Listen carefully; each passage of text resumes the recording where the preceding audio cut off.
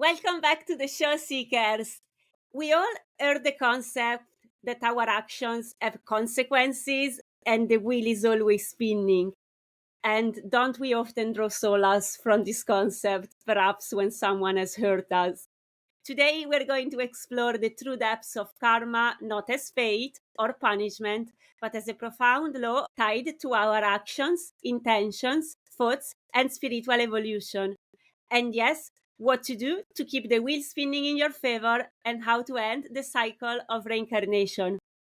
We are going to first give an overview on how different cultures and religions view karma, and then make sure you stick around until the end of the episode because we are going to break down its complexity and get into details with the vortex healing understanding of its structure and manifestation into your own consciousness. Are you ready? Karma comes from the Sanskrit word karman, meaning action or deed. In Hindu philosophy, karma refers not only to physical actions, but also to our words and even our thoughts. The idea is simple yet profound. Every action has consequences. These consequences unfold over time and may affect this life or future lives. Karma is not a punishment or a reward, it's a cosmic principle of balance. The earliest references to karma can be found in the Upanishads, ancient spiritual texts that emphasize ethical living and self realization. Later, Hindu epics like the Bhagavad Gita articulate karma more clearly through the lens of Dharma, duty, and yoga, spiritual discipline.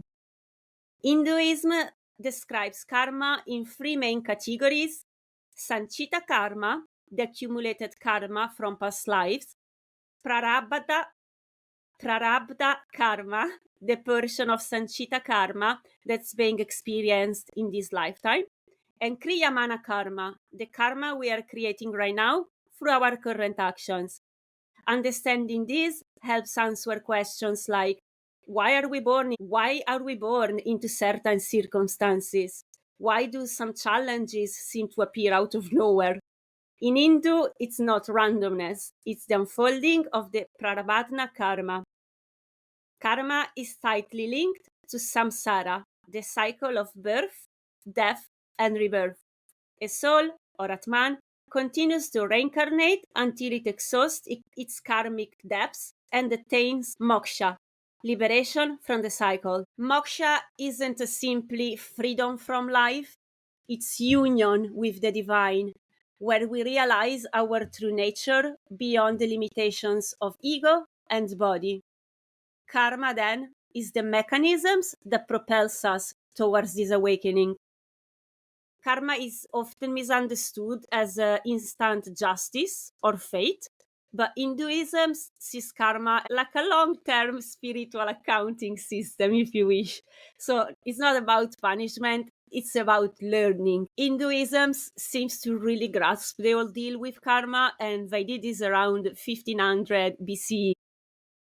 This idea of moral consequences isn't just unique to Hinduism. So let's now explore how other cultures and religions echo or diverge from this principle. In Buddhism, karma literally means action, but more precisely, it refers to intentional action. The Buddha famously said, intention, I tell you, is karma. This means that what truly matters is not just what we do, but why we do it. Mental, verbal, and physical actions all generate karma, but only when it's driven by volition, so by a deliberate and intentional choice. Karma for Buddhists also fuels the cycle of samsara. So again, the loop of birth, death, and rebirth. And wholesome actions lead to favorable rebirths, unwholesome actions leads to suffering and lower realms. But the ultimate goal in Buddhism isn't just to collect good karma, is to transcend karma altogether by achieving something called nirvana, which is the cessation of suffering. Here is the thing. Buddhism teaches anatta, or no permanent self. So, if there is no fixed me, who will receive this karma? For Buddhism, karma doesn't cling to a soul, it flows through mental and behavioral patterns. And what is reborn is not a self, but is a stream of consciousness shaped by karmic imprints. Nirvana is the freedom from suffering and the illusion of self. In Jainism, karma is seen as a subtle material substance that clings to the soul. Liberation, moksha, comes from shedding karmic particles through asceticism. So the practice of self-denial and the abstinence from all indulgent things and non-violence. Unlike Hinduism, Jainism sees karma as mechanical and not governed by divine will. Sikhism accepts karma but places emphasis on God's grace, nadar, where good deeds matter but ultimate liberation depends on divine will. Christianity doesn't use the term karma but teaches moral accountability through sin, repentance, and divine judgment. It emphasizes linear salvation, so one life, one judgment rather than cyclical rebirth, and redemption is through faith and grace, not accumulated deeds. Where many indigenous cultures believe in the interconnectedness and reciprocity, where actions affect not just the individual, but the community and the environment. Judaism believes that people receive consequences that mirror their actions. So if someone acts with kindness, kindness return. If someone causes harm, they might face similar harm. Judaism teaches that consequences are administered by God's will. Action matter, but repentance can change outcomes, and divine mercy can override strict justice.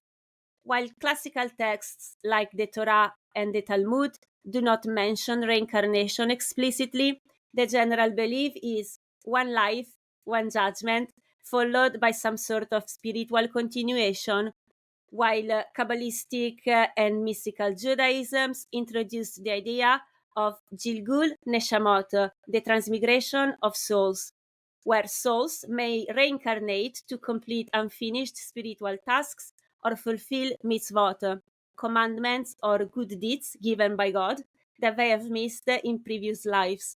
It is also possible to come with something called kliplot, singular klipa, that comes from past lives as a result of our actions. What we can objectively conclude is that karma's universal appeal lies in its moral logic. Our actions shape our reality. Whether through divine judgment, cosmic law, or communal balance, cultures around the world seem to agree. What we do matters. Now, let's go even deeper and try to understand karma in its different aspects, layers, expressions, and manifestations, and what you can do to effectively resolve and clear your karma and complete your incarnational journey. First of all, you can actually imagine karma as just unprocessed stuff, undigested experiences. But let us start from us, each one of us. Each of us as humans experience themselves as a separate being. That separate being has the experience of having a history. You experience life as the sum of your experiences. The life you lived gives you a story, a history. However, your personal history goes beyond these experiences and memories that started in your childhood. And it goes back millions of lifetimes. Those millions of lifetimes condition your experience of life and also shape your emotions and attitudes. That actually is already a way that karma manifests as conditioning, as your own issues. You have carried them with you. Together with those, you're also carrying issues in your genetic makeup that were passed to you from your ancestors, like streams of consciousness embedded in your DNA. And you have to consider those ancestors also had a long journey of reincarnation after reincarnation. So all these emotional history, genetic, karmic memory merges with your own consciousness.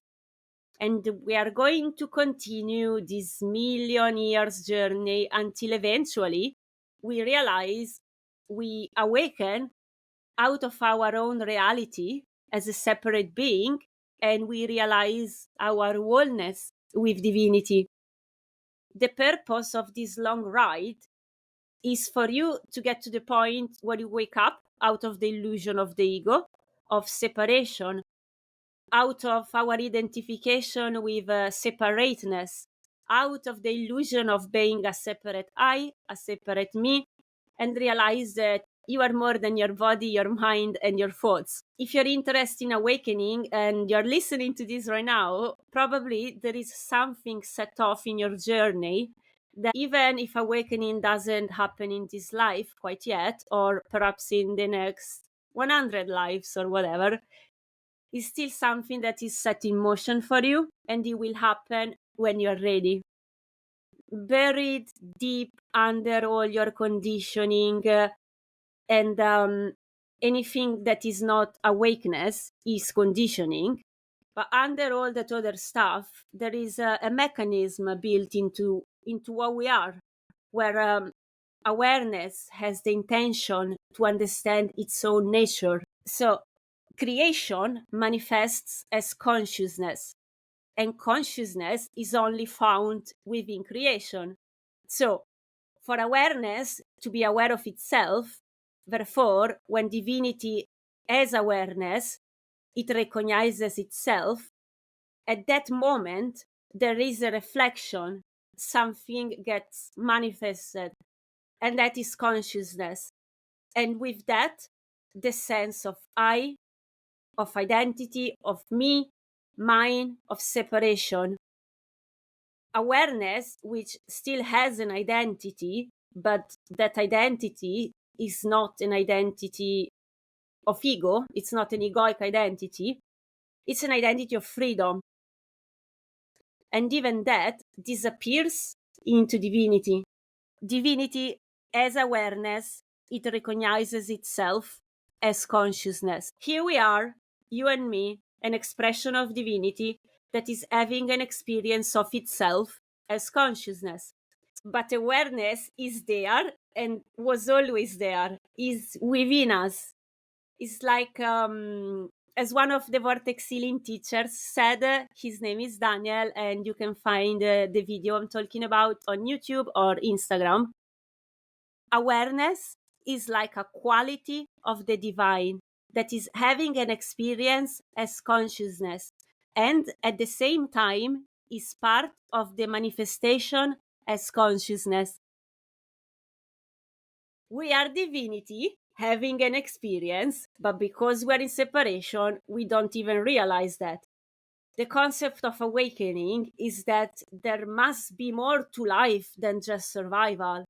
And from there is the urge to find something more that arises.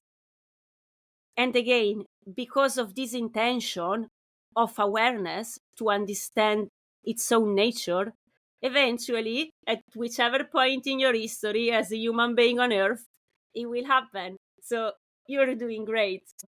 How do we stop the cycle of reincarnation? Because awakening alone is not enough to end it. You will still have something called incarnational personality to deal with.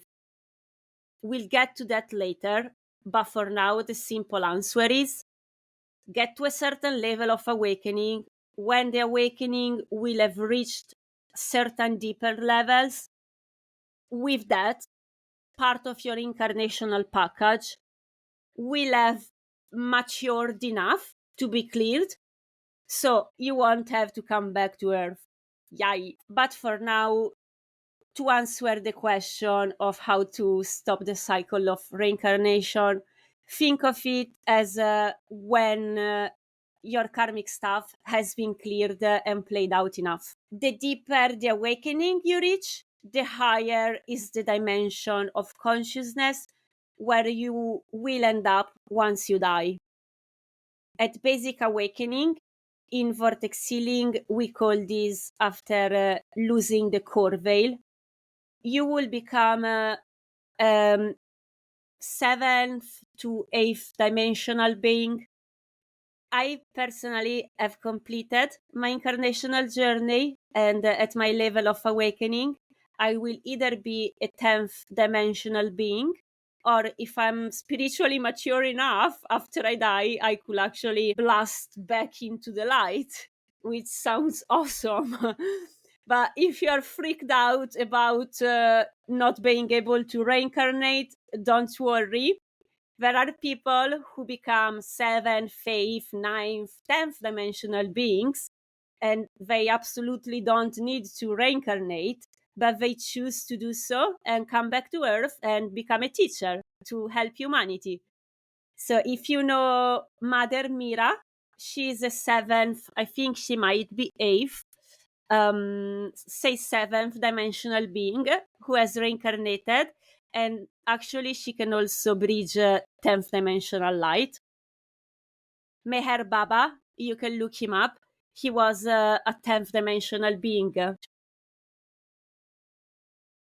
Curiosity, fun fact, whatever you want to call it, what we know as gods and goddesses are 7th and 8th dimensional beings, like Hindu gods or other civilizations like Egyptian god and goddesses.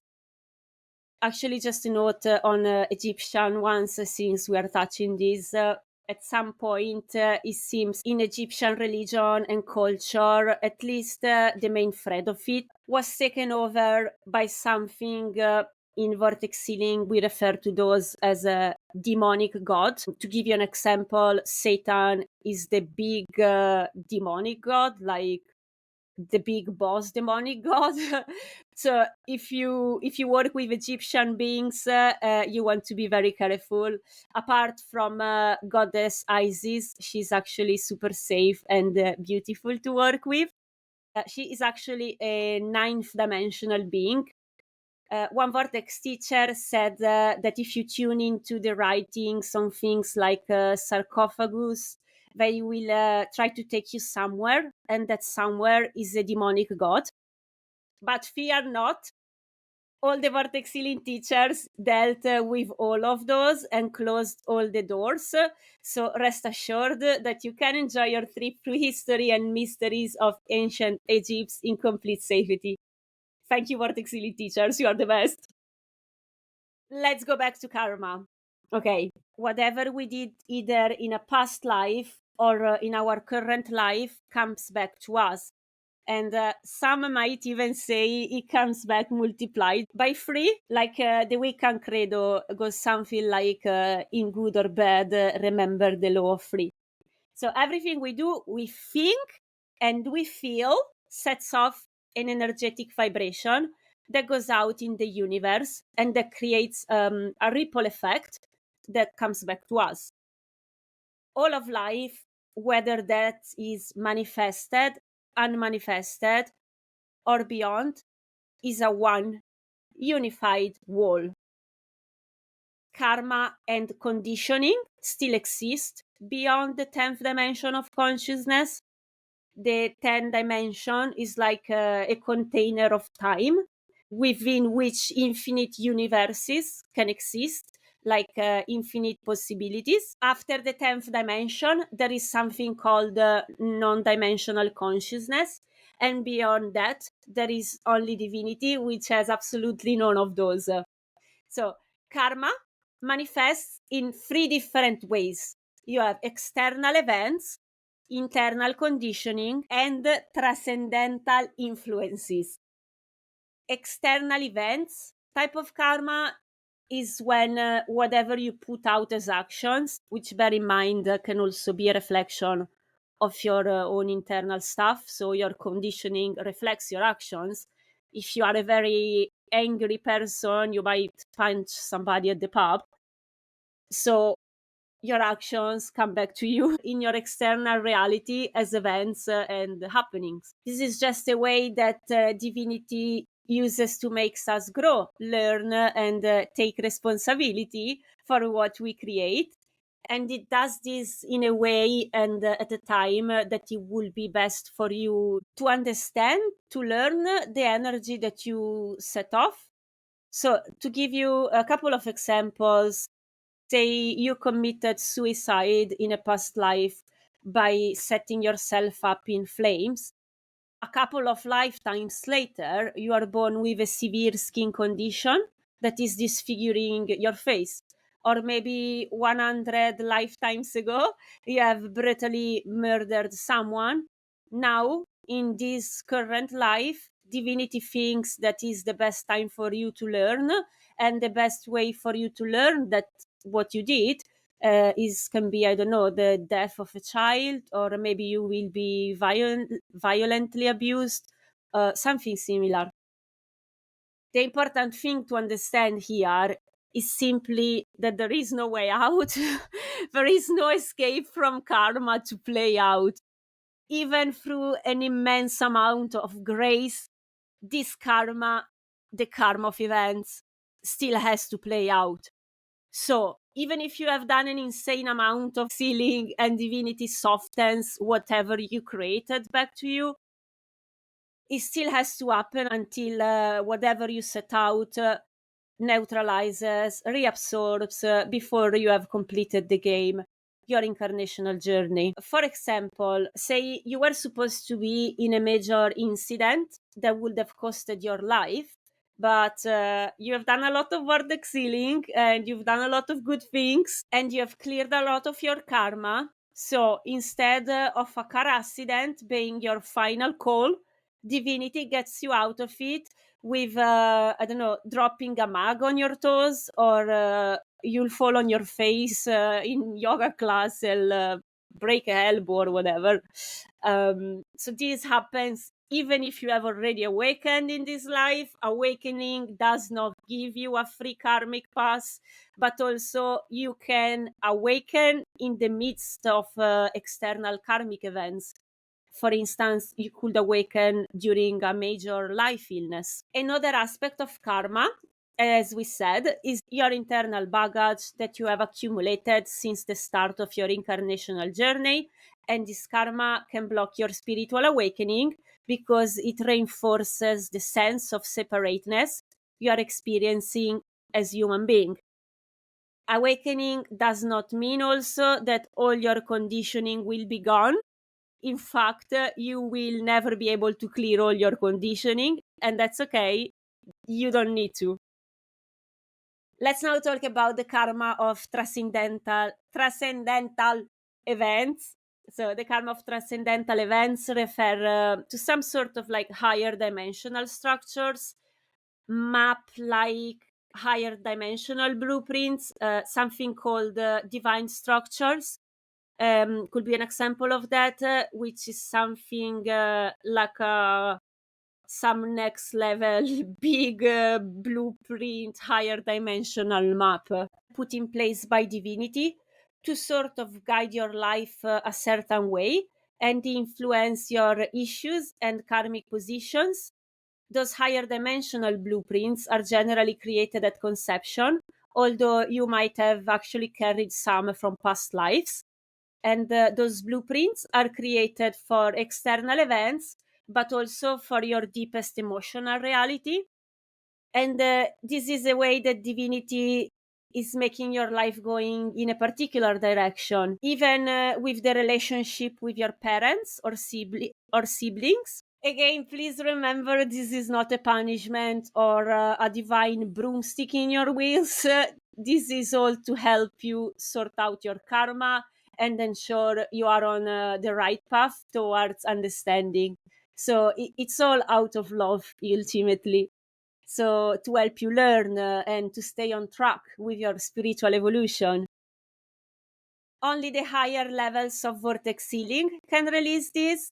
At high levels of VortexHealing, we can release these divine structures, dimensional blueprints, and even create new higher dimensional blueprints to create a new pattern of consciousness that is free and not supporting of certain issues or patterns. And we can do this in very few minutes, even at a distance. But listen up, y'all. The good news is actually good karma exists. And even better, it mimics the same free qualities as the bad stuff.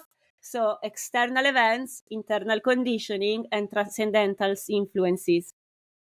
These transcendental influences we just spoke about, divine structures, blueprints, also exist to help you out and even to make you more successful.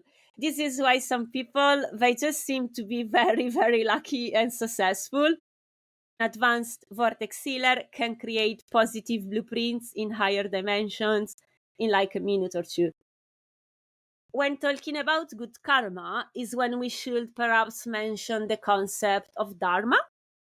Dharma is one of the most profound and foundational concepts in Hinduism. Dharma and karma are intertwined. Acting in accordance with Dharma generates positive karma, which influences future experiences and spiritual evolution, while violating Dharma leads to adharma or disorder, which can result in suffering and spiritual stagnation. The word dharma comes from the Sanskrit meaning to hold or to sustain. In Hinduism, it refers to the moral and ethical duties that uphold cosmic order, personal integrity, and social harmony. It's not just about the rules, it's about living in alignment with truth, purpose, and greater good. So Dharma isn't just one size fits all. It's dynamic and deeply personal. You have the Sanatana Dharma, the eternal, universal principles like truth, compassion, and non-violence. Svadharma, one's personal duty based on one's individual nature, role in society, and stage of life. Varna Dharma, duties based on social class, such as teacher, warrior, merchant, or laborer. And then we have the Ashrama Dharma, which are duty based on life stages, like student, householder, retiree. So each person's Dharma is unique, and fulfilling it is seen as essential for spiritual growth and societal balance. In practice, this means that when life offers you a role, whether that is by choice, circumstances, or through relationships, living that role fully and wholeheartedly is Dharma. To hesitate, resist, or neglect it creates bondage or karma. So, Dharma is about the harmonious role we have and depends on the context and situation. You have Dharma as a mother, father, sister, child, employee. This is what Buddhists call right action, the best fitting response in a situation leading to harmony. And the final, ultimate Dharma is one for all, God realization. Smaller Dharma actions will lead to the final Dharma. To give you another practical example, say your husband is ill and in a lot of pain. You will be suffering, meeting the karmic challenge of struggle, hardship, and powerlessness. If you heal and move into Dharma and approach the same challenge with honor and devotion and as a service that comes from love, you'd be fulfilling Dharma.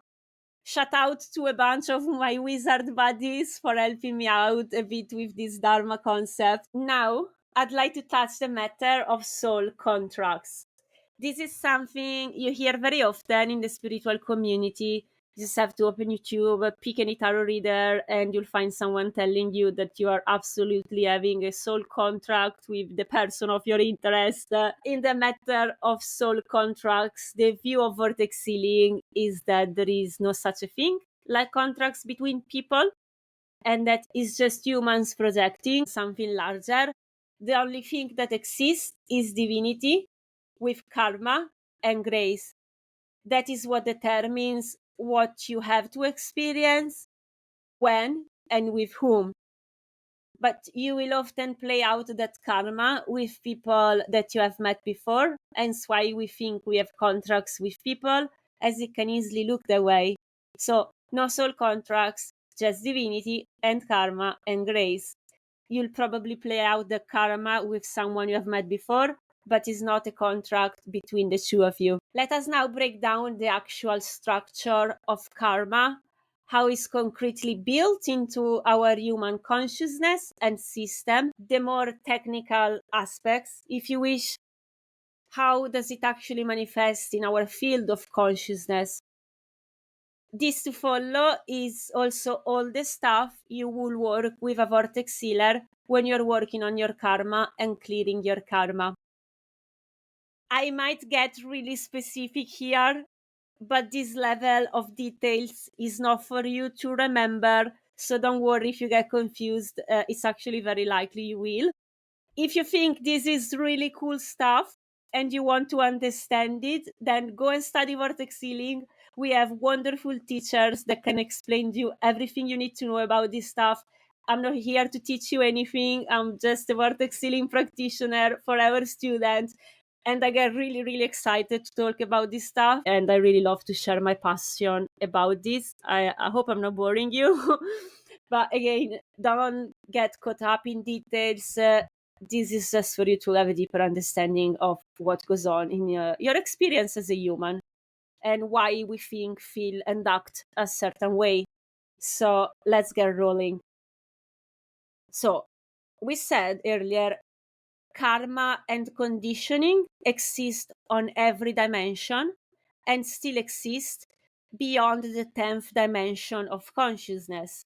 The 10th dimension is like a container of time in which infinite universes can exist, infinite possibilities, and after this 10th dimension, there is something called non-dimensional consciousness, and beyond that, there is only divinity, which has gone none of those. So, let's start from the karma of conditioning. For this aspect of karma, we can work basically to empty the luggage. Let's do this. So, to understand this one better, imagine yourself holding two boxes with your karma. In one box, you have something called your incarnational package, which carries your past life's history, and in the other one, you have your body, your physical body with your genetic DNA, which carries your personal history and ancestral history. Let's unpack the first box, the incarnational package. We, incarnational beings, having both a body and a mind that has traveled with us through eons, we call this incarnational body and karmic mind.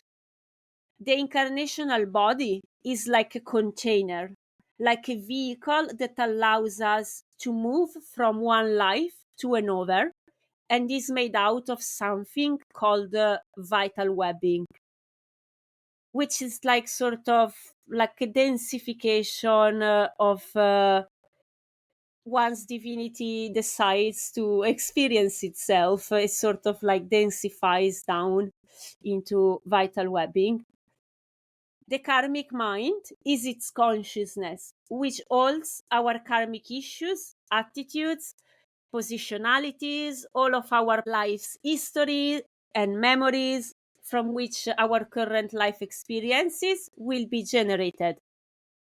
So, everything you have experienced in past life have impacted both of these, and when you reincarnate, it will be a major source of conditioning for your consciousness and also your energy system, because this whole package of consciousness, which again is called incarnational personality, so your karmic mind and your incarnational body, comes through your spine at incarnation, and it will express through something called the karmic body, which is one of your 8 energetic bodies. So, really, all of that consciousness sitting there and expressing through your karmic body, which has now become the interface for your incarnational personality. All that incarnational consciousness is actually your psychological self, ultimately, Psychology is a beautiful healing modality, and I will always encourage you to go and see your therapist or go find a good one. But there is so much more to you than your current life experiences that shape your mental state and your energy system and your experience of life. What you experience in this life is the sum of your experience as a separate being through the illusion of ego and separateness, your issues, all these other source of conditioning, and all the fixations and realms you created in this life. Realms are like a local, self-contained, self-feeding area of consciousness. So if you have a deep issue, that issue can create a local realm out of its own consciousness. Vortex healers can clear issue realms from very early trainings, actually. Fixations can hold an issue in place even when all the karmic stuff around it has been cleared. You can also have fixations held in your karmic mind, which are called karmic mind fixations and are carried from life to life. Present life fixations don't get carried into next lives as fixations, but they do leave a strong karmic imprint into the karmic mind. An advanced vortex healing practitioner can clear fixations in like no time. Together with your karmic mind, your incarnational personality's consciousness includes something called your karma knots, the karmic webbing, and karmic body Grammy, which the last one, the karmic body Grammy, it's quite rare though. In my career so far, I only had 2 clients who had it. Then you have Grammys, normal Grammys, which are also made out of karmic webbing, and your karmic field. Although the incarnational personality's consciousness is present at conception, it will take about 3 months for it to embody. Time for the fetus basically to develop a spine, as again, the incarnational personality will sit into the energetic body called karmic body, which is into the spine. A good starting point for us to talk about and for you to take care of at your next vortex healing session will be to be clearing your karma knots. People generally have about 230 to 250 karma knots. Some people have 500. Some people can even have thousands of karma knots. Those look like basically black balls along your spine, and you can imagine them to be like focal points, anchor points for your unresolved emotional issues from past lives. Those are super important because basically they are the very foundation of your issues. Usually people will clear one karma knot when they die if they are lucky enough to make peace with their issues. People that have spent a lot of time meditate, sometimes they lose two when they die. And you can clear a karma knot with a vortex healer as early as their first level of vortex healing training. This will take the foundational training student of vortex healing 3 hours to clear one karma knot. Just 6 levels of training after, at a training called Omega level, a vortex healer can clear anything between 5 to 10 karma knots in only 1 minute. It is a very intense release, so we wouldn't just sit there until they are all cleared. And this particular release is done within the context of a session, as your energy system needs to be energized to facilitate this deep release. But if you see a healer at my level of training, you will be actually karma knots free in a few sessions. Dogs and cats have karma knots, but just like 1 or 2, maybe 3. If your dog barks a lot, you can actually hire a vortex healer to clear your pet's karma knots. Once a karma knot is cleared on a karmic level, the issue is released and resolved, and it will never return. all the other conditioning of that issue will still be imprinted everywhere else on your consciousness and energy system, but just the release of the karma knot will move the human to a new level of consciousness, of oneness, and from there it's much easier to work on the rest of the baggage because the major root is gone. Here is where deep issue work comes handy with vortex healing to go ahead and clear all the rest. You can take an issue and take it through something called issue protocol to completely clear it from your consciousness and energy system. Clearing karma knot has a huge positive impact on your energy system. It's sort of like a boost of fresh air and vitality. And if you lose all of your karma knots before you die, you will have to come back to clear out the rest of the baggage, but you will not have any karmic issue. So it will make your life easy peasy, buddy. And it's actually highly likely that it will be your last life. So just one more rep. When talking about karma knots, without going much into details, we have to talk about the beginning of ego to truly understand the structure of a karma knot. But basically, the beginning of ego is not a localized individual ego, but it's universal. Then it grows into focalized, we call those I points, that keep getting denser through dimensions. Your soul actually arises in the eighth dimension out of these densifying localized points of focused ego until it's dense enough to enter the incarnational personality and becomes your core veil, which is what creates your sense of I, is the veil of separateness that you need to break down to have your basic awakening. That is the meaning of awakening, basic awakening, and losing your core veil on a technical level. Your first karma knot created will also be the last one to be released. It sits in your tailbone sacrum area. Your first karma knot holds the experience of separateness as an issue. So it's like the issue of the experience of being separate. When your first karma knot arises in your spine at the third month of being in your mom's belly, now you are officially an individual being, an incarnational being, an incarnational personality, a human being. Welcome to Earth. So once this happens, out of the newly formed karmic body, you'll get these webs that hold the intention to express all the issues and history of the incarnational personality, as well as all the issues and history itself. We call this karmic webbing. Even when all your karma knots are gone, the karmic webbing remains. But don't worry, this is very easy to clear at high levels of vortex healing. In fact, after a few training classes, you can work on this. It will just be very slow as this karmic webbing is quite dense.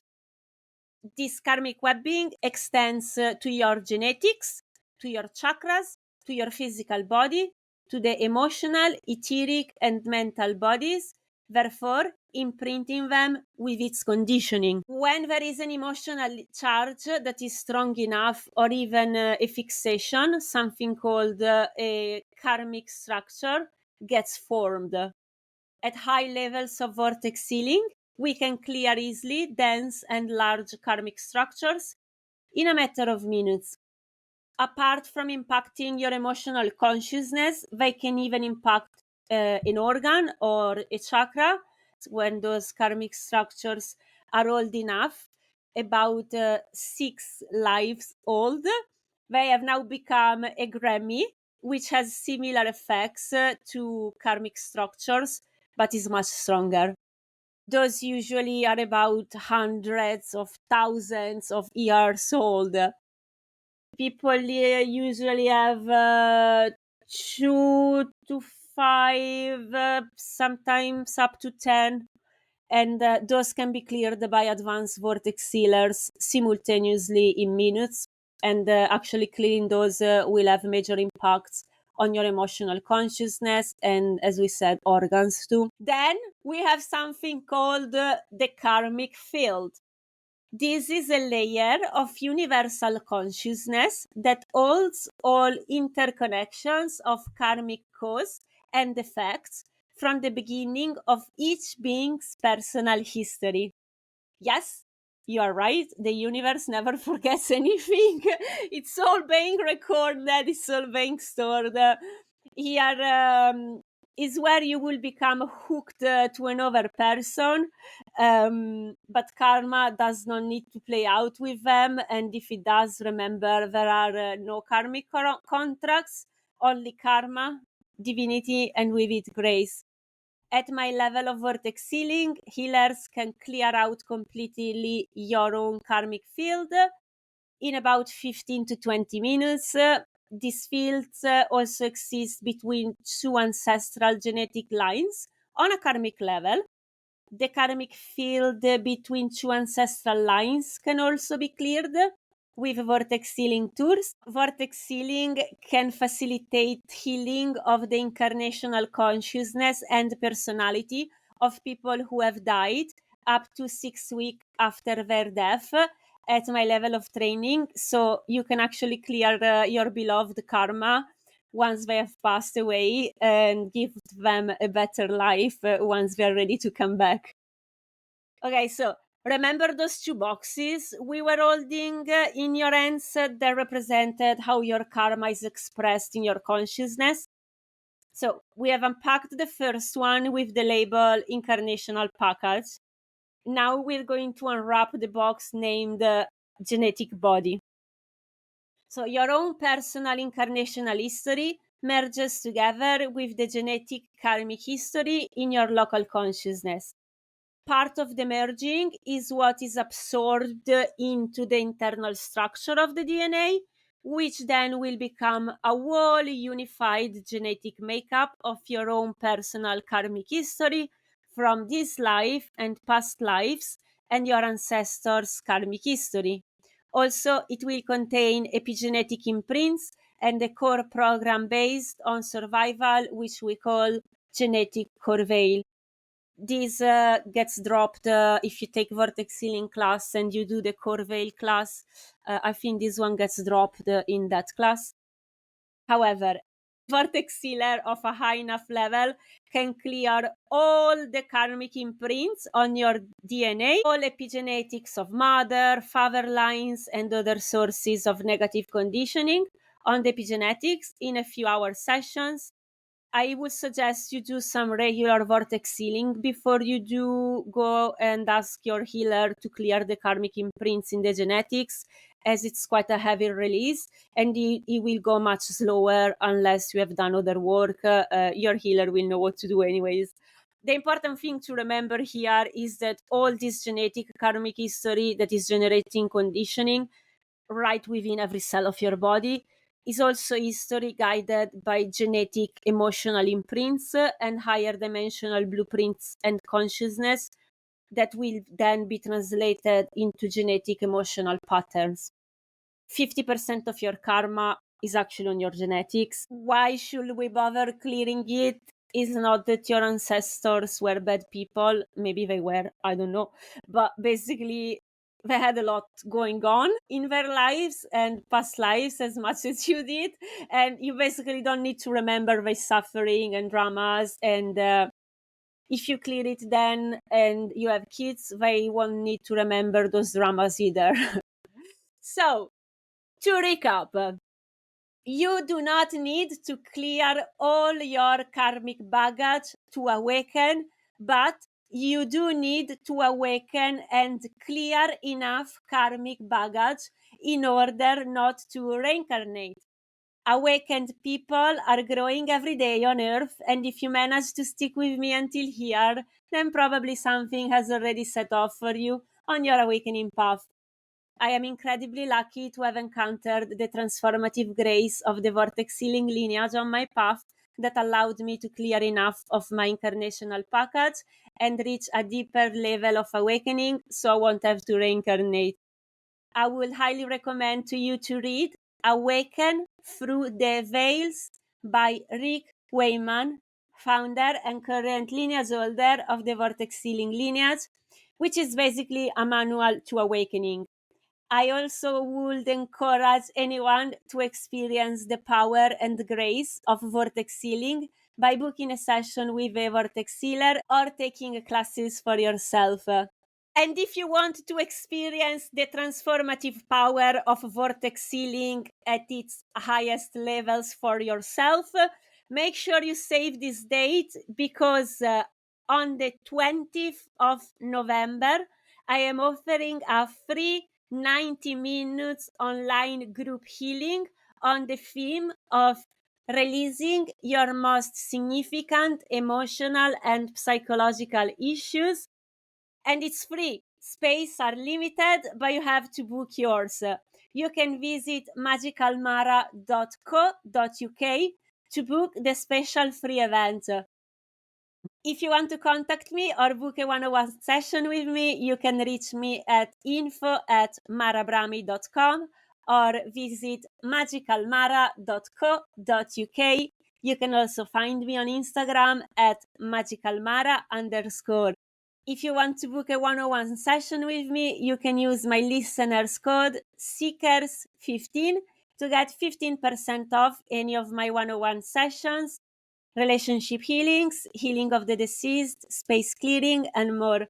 I also run online distance group healings every Tuesday at 6 p.m. UK. That is 10 a.m. Pacific time and 1 p.m. Eastern time for the price of £20 per sessions, which lasts 90 minutes. It's a beautiful sacred space to come together and work on your issues, karma, and emotional, psychological, and spiritual development. Stay tuned for more episodes of Seekers of Grace here on News for the Soul every second Thursday of the month at 12 p.m. Pacific time.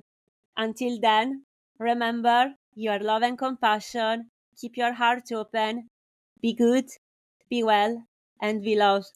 Your magic. I love you.